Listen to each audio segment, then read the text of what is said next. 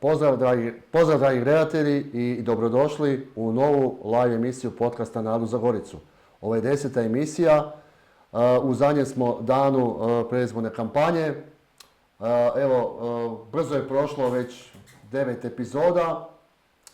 Ako vidite mene da vas ja vodim, onda pretpostavljate ko je naš večerašnji gost.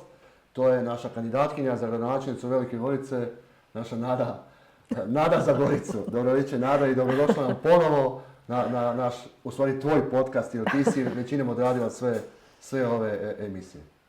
Hvala lijepo Damire. Lijepi pozdrav svima koji nas gledate, slušate. I evo, moram priznati, još uvijek sam pod dojmom jer kako smo se danas cijeli dan družili sa ljudima, sa građanima, sa mladima, što mene jako veseli. Moram priznati da je bilo jako lijepo iskustvo. Moram ti priznati da je danas bilo baš jedan predivan dan. Sunčani, probudili smo se i moram ti priznati da sve ovo što sam prolazio danas i s tobom i okolo po gradu sam vidio jednu pozitivu i što mi je dalo neku nadu, naravno za 18.5. i za dalje.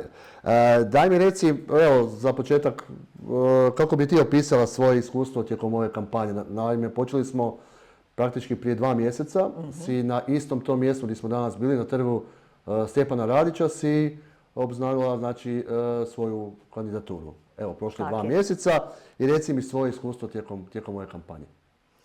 Pa, dobar dio kampanje, Damire, mislim kao što znaš i sami i vjerujem, evo ljudi koji nas gledaju, slušaju, prate svo ovo vrijeme.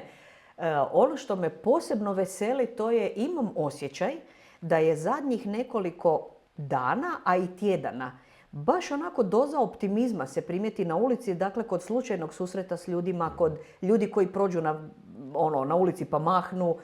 Mlađi ljudi su očito nešto hrabriji pa prilaze, dolaze. Evo danas sad kad smo se malo prije vraćali prema ovom našem prostoru mosta, ekipa, srednjoškolci, dakle ja ih procjenjujem negdje kraj srednje škole, dečki koji viču teta Nada, mašu onako s osmijehom, happy. Moram priznati da taj dio kampanje je prekrasan.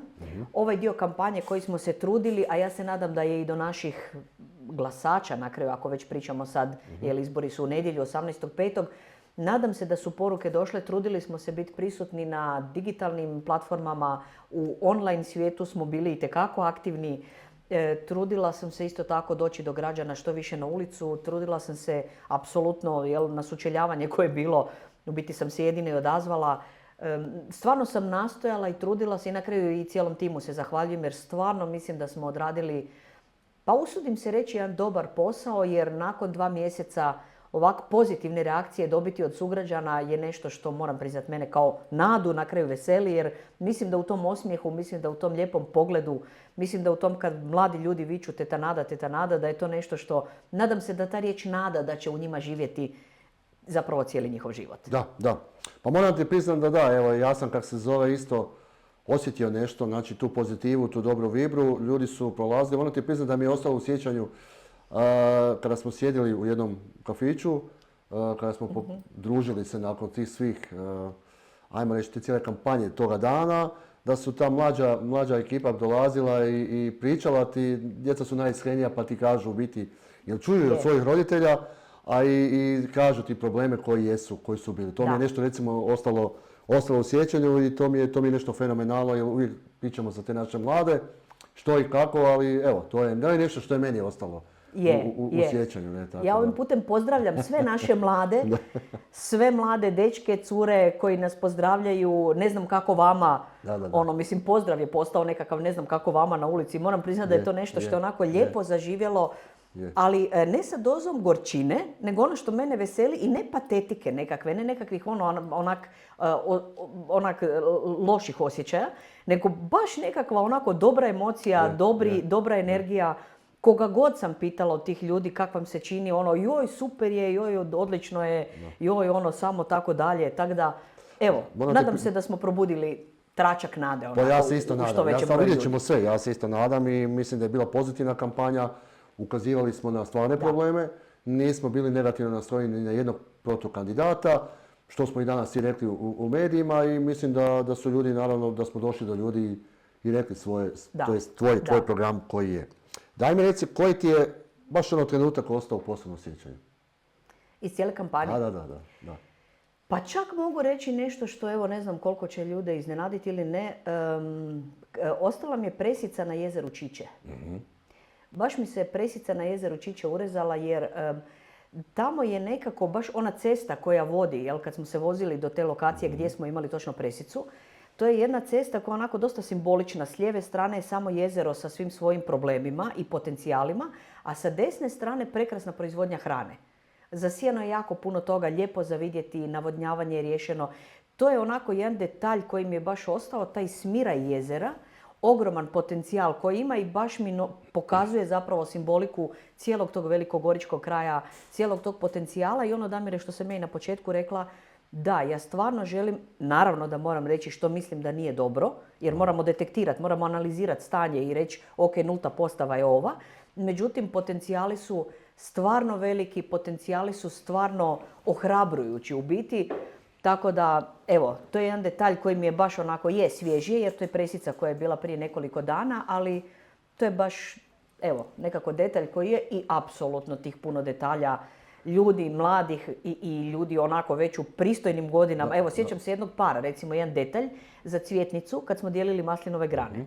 Dakle, ja pozdravljam ako slučajno gleda mlada obitelj, prelazi na pješačkom prelazu, dakle, čovjek je gurao kolica, žena je psa imala na lajni, jedan onak prekrasni mladi par, stvarno su mi izgledali kao iz reklamice nekakve. Ja sam prišla, oprostite, kao poklanjamo maslinove grane, sutra je cvjetnica. Ako želite, onda se čovjek okrenuo, taj mladi čovjek, dakle mladi otac, koji je rekao, pa naravno, kako ne maslinova grana od Nade za Goricu. Znači, onak jedan detalj, ja pitam, pa kak znate, pa veli, pa svi mi znamo ko je sad Nada za Goricu. To je onako lijepo bilo za vidjeti, to je rečeno na tako jedan topli način od tih mladih ljudi, te mlade obitelji, i to je ono što bi voljela da zaživi zapravo, taj optimizam, ta nada među našim sugrađanima. Pa je, pa ono što sam danas bio i ja rekao u našoj tiskovnoj konferenciji, gdje ja osobno volim isto prolaziti kroz Goricu i razgovarati sa ljudima, jer tako najbolje osjetiš i kontakt što ljude zapravo muči i što ljudi žele promijeniti u gradu, a u prvenstvu mi smo tu zbog njih. Nismo mi zbog nekih svojih vlastitih interesa, se mi guramo za ti za gradonačelnicu, za gradsko vijeće, sve u biti kako ja sam i znao govoriti u prijašnjem mandatu, ja slušam ljude. Tako je.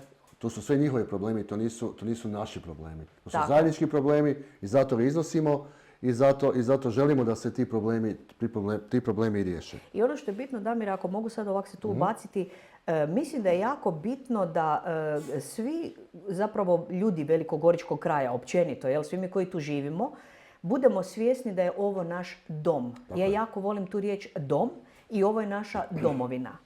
I to govorim sa punim poštovanjem, gotovo strahopoštovanjem.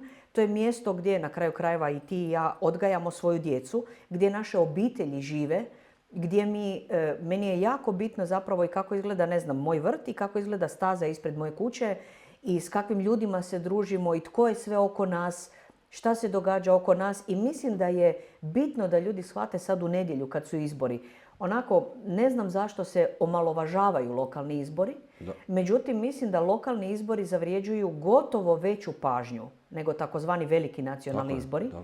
Jer lokalni izbori, ja ne znam koliko su ljudi toga svjesni, lokalni izbori nama najviše kroje sudbinu. Lokalni izbori nama kroje kako će izgledati naša ulica, kako će izgledati naš grad, na kraju hoćemo li plaćati veće ili manje poreze, na sve svoje prihode koje ostvarujemo. Hoćemo li školu imati blizu, daleko? Tako je. Hoćemo imati vrtić, hoćemo li imati tržnicu? Evo i danas popodne kad smo razgovarali, žena koja živi u Njemačkoj, rekla je, mislim, 20 i nešto godina, mirovinu je tamo zaradila, kad ona veli, nekad sam s veseljem dolazila na tržnicu u Gorici, a danas ju obilazim u širokom luku, jer ovo što se sad zove, onaj tržni centar je užasan, a ono što se sad zove tržnica, veli, meni je to smiješno jer ne mogu se ni blizu parkirati. Nakupovala bi svašta, ali ja to onda ne mogu jer je operirana žena već u mirovini i tak. Tako da mislim da, ljudi dragi, lokalni izbori su izbori koji nam svima kroje sudbinu i određuju svakodnevicu. Da. Nadam se da ćemo, ta tržnica je stalno bolna tema i ja mislim da ćemo kad dođemo na vlast, da ćemo to pokušati riješiti. I znam da je problem i sa vlasništvima i sa svime, ali to smo pričali kroz ovu kampanju, pa nećemo sad naše gledalce o tome. Ali ćemo to uzeti u prioritet i ozbiljno se posvetiti. Tako je. Daj mi reci, što smatraš najvećim izazovom za Veliku Goricu u ovom trenutku? Pa ja smatram da Velika Gorica ima trenutno izazov zapravo konkretno izlaska na izbore, osvijestiti da se može. Jer ima jedan kliše zapravo koji je plasiran, Veliku Goricu čak neki nazivaju utvrda HDZ-a. Ja mislim da to nije nikakva utvrda HDZ-a. Ja mislim da je ovo grad u kojem žive kulturni građani. Ja mislim da je ovo grad u kojem ljudi apsolutno mogu i trebaju puno ljepše živjeti. Evo danas isto u razgovorima i ovih dana općenito kad ljudi vele, ali mi nemamo baš neku promenadu, mi nemamo neku šetnicu. Znači Velika Gorica ima dosta velikih izazova, ali ono što ja stalno govorim i velikih potencijala. Nevjerojatno velikih potencijala koji, ono što mi je žao zapravo čak nisam baš previše ni primijetila sad u ovoj kampanji da ih se ističe kao ozbiljne potencijale. Na kraju i ovo jezero Čiče koje sam spomenula, koje može biti i vjerujem da treba biti i nema razloga da ne bude, apsolutno najbolji sportsko-rekreacijski park cjelogodišnji, apsolutno najveći u kontinentalnoj Hrvatskoj. Da. Znači ono što Gorica može i treba, to je ono To je blizu i Zagrebu, je blizu i svemu i znači to je stvarno iskoristiv položaj toga. I to nam je izazov. To nam je izazov. Upravo to napravi da Gorica bude prepoznatljiva. Kako smo mi u jednom TikToku rekli da ljudi iz Gorice ne kažu, ne znam, kad odemo na more, pa ono, otkud si ti, pa ja sam iz Gorice, a gdje je to, pa to ti je kraj Zagreba. Nego da mi kažemo, mi smo iz Gorice i da svi znaju, aha, fakat to je ekipa iz Gorice. A šta je to Gorica? Da ljudi odmah imaju asocijaciju kakav je to grad. Mene ti, znaš, uvijek vrijeđa i ne volim to kad govore ljudi koji jesu, ne iz Velike Gorice, nego iz Zagreba, da je Zagreb u biti, da je Gorica parking grada Zagreba. Ne? Da. To mi je užasno i to je jako ružno i možemo mi kroz i TikTok i sve to, kad neko to govori, vjerujem mi, osjećam se loše i stvarno mi to nije drago. Reci mi, pričali smo o mladima, jel tako? Reci mi što primjećuješ i zašto te mladi podržavaju na ulici i što misliš zašto? Pa prije svega mislim da su mladi zanemareni. Gotovo zapostavljeni. Mislim da su mladi ljudi ti koji danas hoće, žele, mogu. Mladi ljudi danas su ljudi ogromnih znanja zapravo. Možda puno većih znanja nego što su to bili mladi ljudi prije 20, 30, 50 godina. Mladi ljudi danas ovo zašto prepoznaju? Pa zato što su oni zainteresirani, oni prate. Jer ja kad njih pitam, pa kao, kak znate, mislim, kad neko ide i viče, teta Nada za Goricu, ne znam kako vama i slično, dakle, oni u kontinuitetu prate neki sadržaj, ako im je sadržaj interesantan. I ja kad razgovaram s njima, znači kad ja stvarno stanemo, pozdravimo se, prvo je to simpatično, ali onda kad ja pitam, a zašto vi to pratite? Pa zato što vi govorite probleme koje mi svi imamo. I zato što oni vjeruju da bi osoba poput mene mogla riješiti te probleme. I moram priznati da to me baš ohrabruje. Moram ti priznati da sa TikTokom i podcastima o kojima radimo smo jako puno podigli prašinu oko nekih stvari. Da. To su recimo pitanja kroz TikTok koji si na jedan način, ajmo reći TikTokaški, jer TikTok nije, ja ti ne znam te riječi što moja djeca govore, ali tako da ti ne mogu ni prenijeti šta znači te riječi. Sam ja rekao, tati, ja sam rekao, mogu ja napraviti jedan TikTok, pa su mi odmah rekli, ne, ti to ne kužiš. Ne. Ali ti moram priznati da kroz tvoj TikTok smo dobili jako puno pozitivnih komentara i jako puno stvari ste obradili, govorim ste, od ekipa, ta cijela uz tebe koja je radila, ste prošli sve teme. Znači od tog famoznog autobusa, od centra, od naše tržnice, javnog WC-a, znači od toga kakva je Velika Gorica, od autobusnog kolodvora. Bilo je još neke stvari, ali neke stvari ne možemo ni otkriti, nego ćemo čuvati za sljedeći krug. Ne?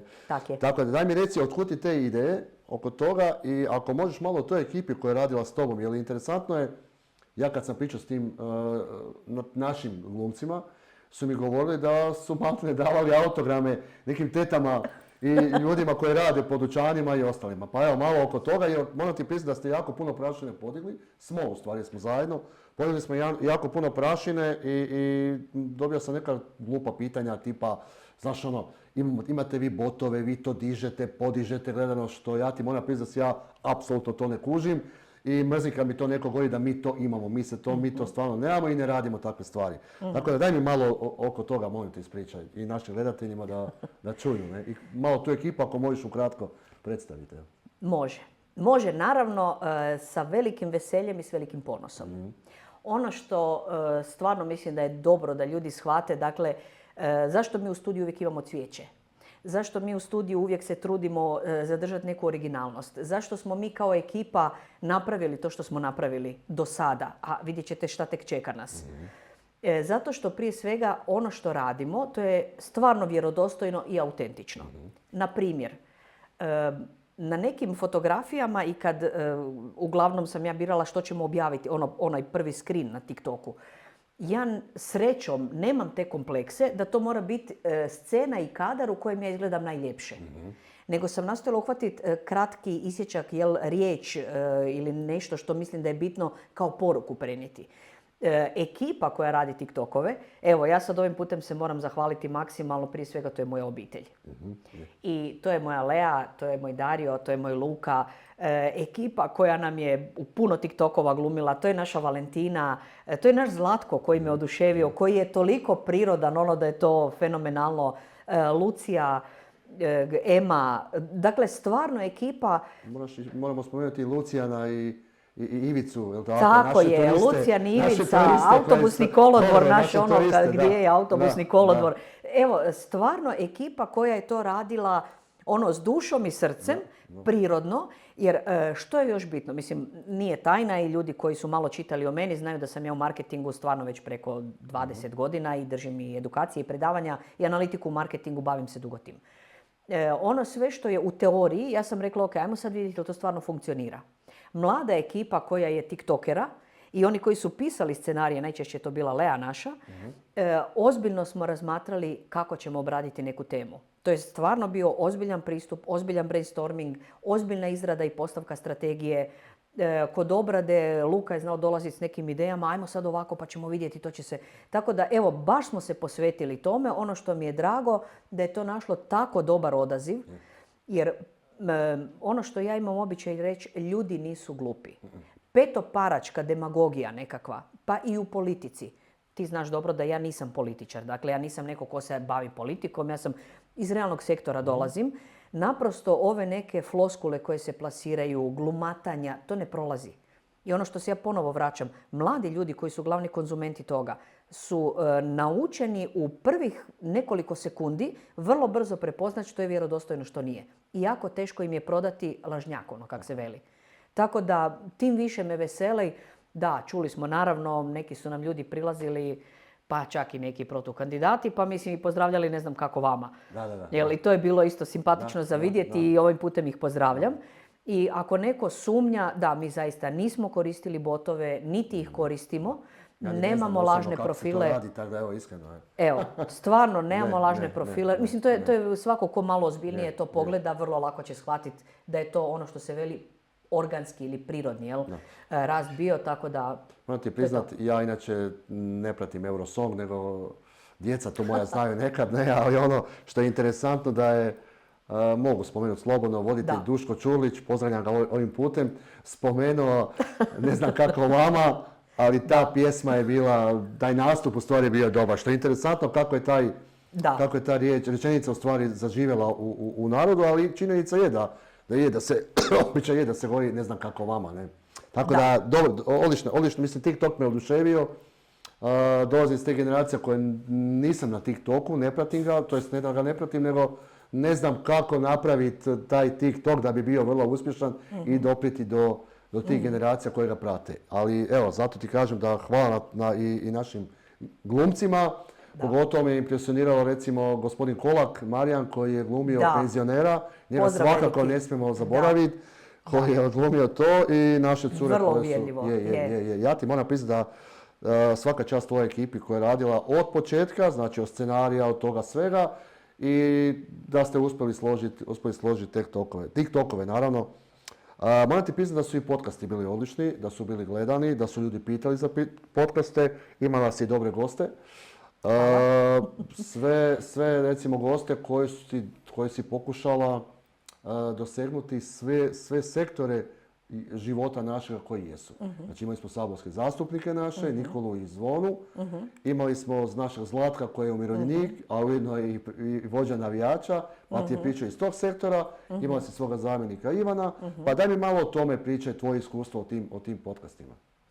Pa iskreno kad smo mi razgovarali, općenito Damire, kad smo postavljali strategiju cijele ove kampanje, i u promišljanjima, razmišljanja što, kako, gdje, kad smo se odlučili za podcaste, meni prvo je to bilo, pa ja nemam iskustvo vođenja podcasta, ja nisam neko ko vodi podcaste, pobogu, evo znaš i sam kako to izgleda. Ali ono što je bitno kod podcasta i ovog današnjeg našeg, kak smo i ti i ja počeli, isto tako to je prirodnost. Podcasti su nešto što se pokazalo da je prostor, mjesto, to je naš medij, ono što se veli.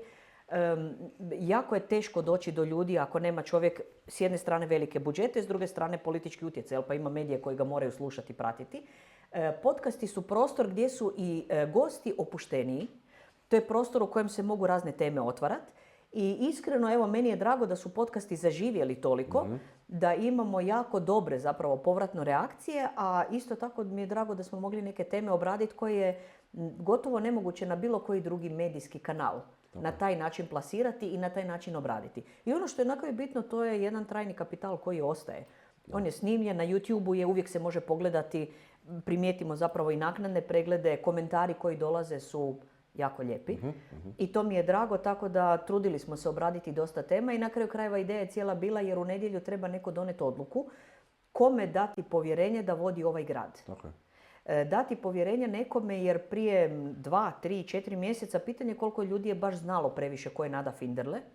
Pitanje koliko su ljudi bili upoznati ko sam to točno ja, jer mislim, ljudi dragi, ja sam vam u prosjeku znala raditi 12 do 14 sati dnevno, jer ja sam iz realnog sektora, iz privatnog poduzetništva. Dakle, mene je malo bilo po ulicama i po kafićima, jer naprosto zbog svog stila života nisam imala vremena za to. Kad smo se odlučili, na kraju kad smo dogovorili kampanju i kandidaturu i sve ostalo, mislila sam da je pristojno i pošteno ljudima se jasno predstaviti. Tako da sam ja kroz vođenje podcasta nastojala isto tako biti prirodno ono što ja jesam, kako bi ljudi koji gledaju i slušaju kroz pitanja koja postavljam, kroz način kako komuniciram, kroz verbalnu i neverbalnu komunikaciju, mogli me bolje upoznati i dati povjerenje, ja se nadam, u nedjelju na izborima. Da, svakako, naravno. Pa gledaj, ako sve bude u redu, što rezultat kaže, mi možemo nastaviti dalje, naravno. Podcast imamo i još gostiju koji jedva čekaju da dođu na ova vrata i da budu u našem studiju. Tako da, evo, veselim se i tome. Moram ti priznati da u prvom, kako se zove, vođenju podcasta sam imao veliku tremu. Moram ti priznati da sam sad opušten i da sad vrlo lagano voditi i da će mi faliti, naravno, kao voditelju da vodim podcast. Daj mi reci, današnju zadnju tiskovnu konferenciju nazvala si 360 kroz Goricu. Interesantna je i sami naziv, pa daj mi malo pred kraj samo reci zašto 360 kroz Goricu i što si htjela s time poručiti građanima? Da, to je bio još jedan zanimljiv naziv jer sjećaš se i presica prije toga je, ja sam ju nazvala Priroda i društvo u Velikoj Gorici. Zato što ovo je bila priroda i društvo jer smatram da je to jako važna tema i jako je važna ta sinergija prirode i društva kako bi mogli zajedno živjeti sretno i uspješno i zdravo. Današnjih 360 zapravo sam dala naziv jer ja inače, ja volim jako taj 360, volim krug kao savršeni oblik, volim sve što čovjek počne da uspješno i završi. Znači zato mi je bitno 360. Meni je bitno kroz ovu kampanju bilo proći, kak ja to velim, 360. Znači od najmlađih do najstarijih obuhvatiti ih programom, ponuditi rješenja. Pa između ostalog što sam već isticala, bitno mi je za svako novorođenče koje sad ima naknadu 270 eura, da ju mi povećamo odmah na barem 1000 eura. Znači od najmlađih do naših najstarijih koji nemaju ni dom za umirovljenike, što smo od početka komunicirali kao najbitnije. I to je jedan 360, to je životni ciklus, jel, kad zatvorimo puni krug. Isto tako mi je bitan taj puni krug povezanosti prirode i društva. Jel, pa da to bude u skladu i sinergiji, da ne bude ono što sam ja isticala i kroz komunikaciju i presice, da ne bude na korist manjine šteta učinjena većini društva. Jel, što se događa na našim šodericama, što se događa u Kosnici, imamo sad ovaj slučaj suludi, zapravo devastiranja prirodnog bogatstva, vađenja šljunka, uništavanja. Manjina to radi, koja je vrlo agresivna, znamo da su čak i nasrnuli na komunalne redare, bili su vrlo neugodni prema policiji, dakle nedozvoljivo. Da se te situacije ne događaju, nego da budemo 360 sinergija, znači zapravo da priroda i mi kao društvo živimo u jednom skladu, jer mi možemo prirodi davati puno, priroda nama puno vraća. Jer famozni turopoljski hrast, kojeg žao mi je, nismo ga stigli previše doticati se i obraditi u kampanji, Ali evo ovim putem. Znači upravo to, tih 360 putovanja i ono što je još bitno da evo naši sugrađani u nedjelju su izbori. Što ja od početka govorim, Gorica nije samo centar grada. Mi kad govorimo, barem ja kad komuniciram, mislim na velikogorički kraj. Na svih 360. Dakle, sva naša okolna mjesta. Ne znam, od Šiljakovine, Guci, Lomnice do, naravno, i centra Gorice.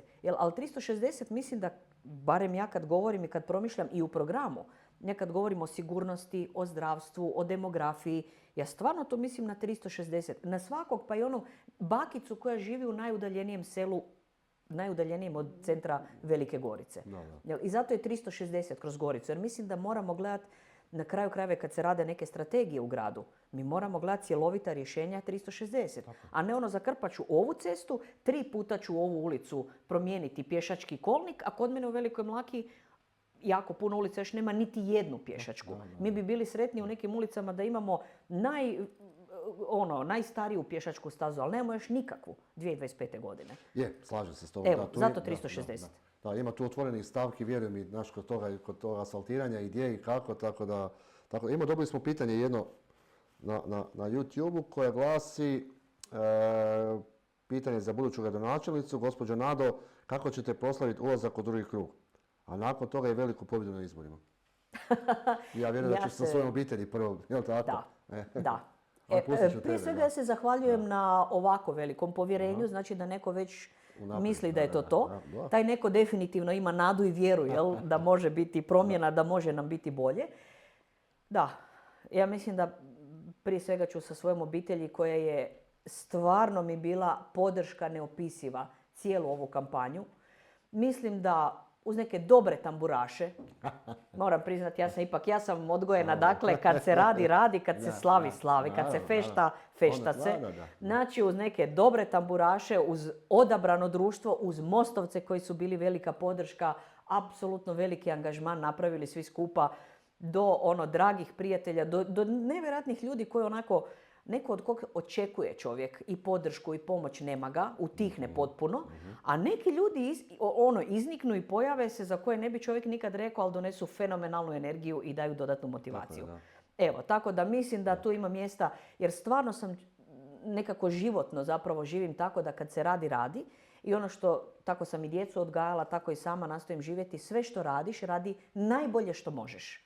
Maksimalno predano, znači čak i kad se tulumari i ako se slavi fešta, proslava, dan, dva profeštamo, profeštaj se onako frajerski i onda opet ajmo zasukati rukave i opet izraditi najbolju strategiju, najbolje urbanističke planove, najbolju ekipu posložiti oko sebe i napraviti najbolje pomake u Gorici. Tako je, slažem se. I ono što mislim da je ovdje bitno, Damire, odmah sad reći građanima, i to stvarno želim od početka uvesti, otvoriti vrata grada građanima.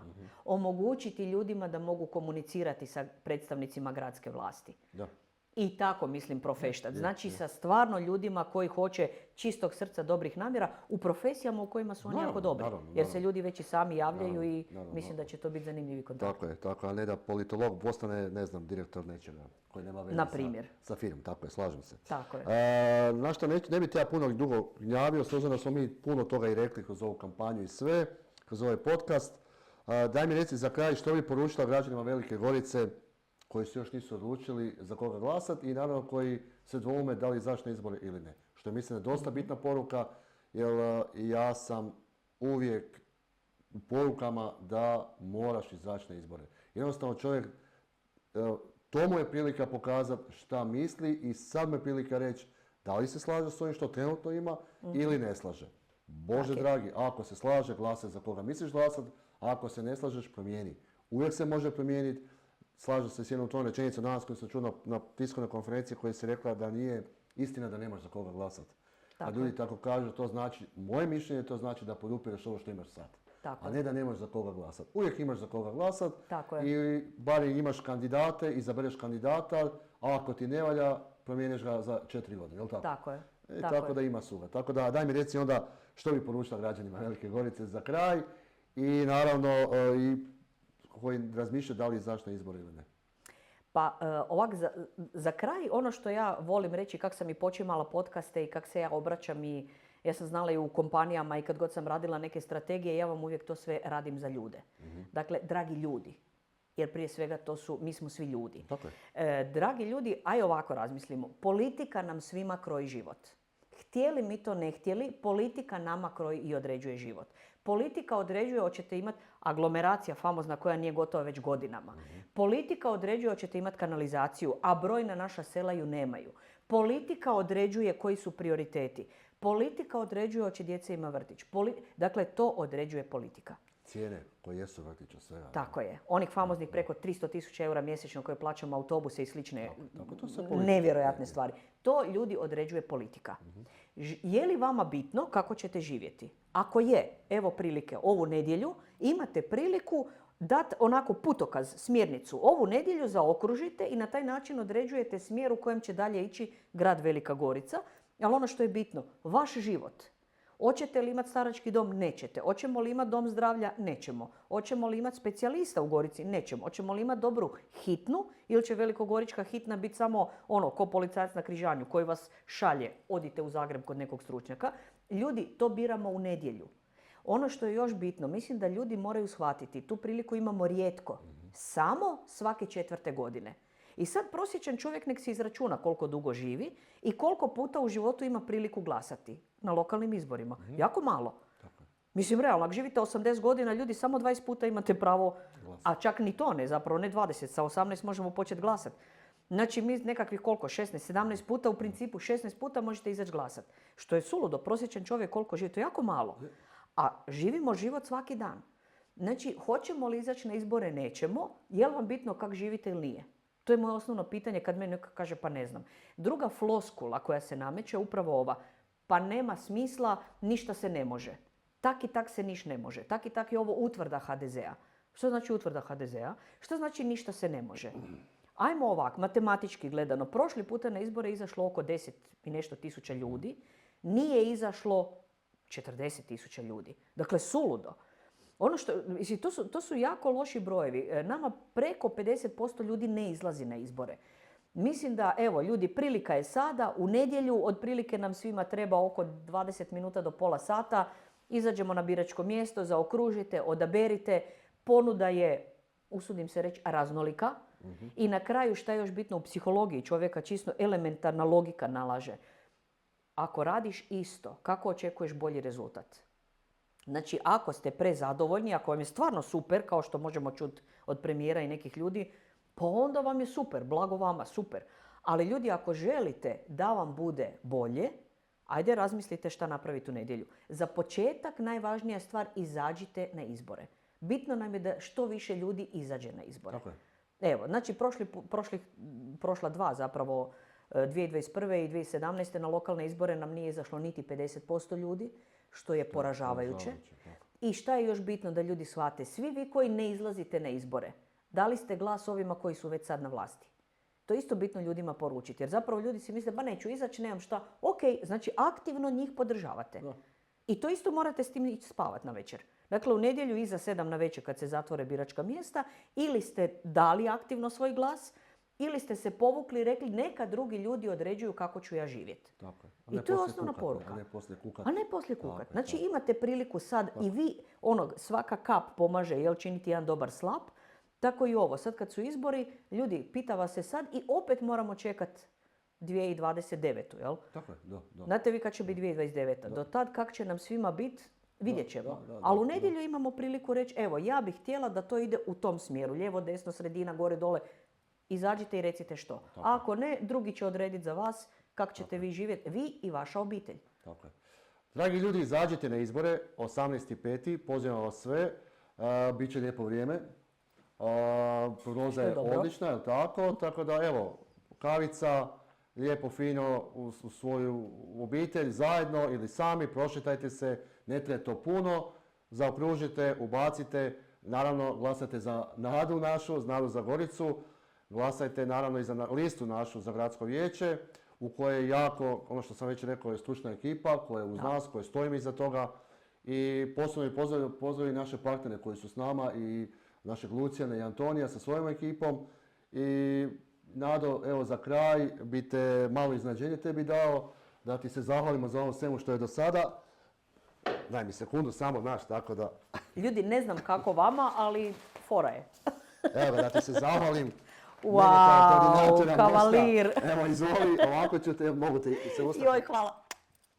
Evo ga, želim ti svu Hvala, sreću, Damire. naravno, na izborima. O, I kak evo se kak je zove, lijepo. evo da Hvala, napravimo Damire. zajednički uspjeh, naravno. U tome veselimo se svi i evo ljudi, čekamo taj 18.5. Izađite na izbore i tu smo. A ako bude sreće i Tak drugi je. krug je tu i idemo dalje i uz pobjedu. Nado, Tak hvala je. tebi i ljudi, vidimo se, svako dobro. Jel tako? Hvala Damire, lijepi pozdrav, ne znam kako vama, ali meni je jako bitno što će se dogoditi 18.5.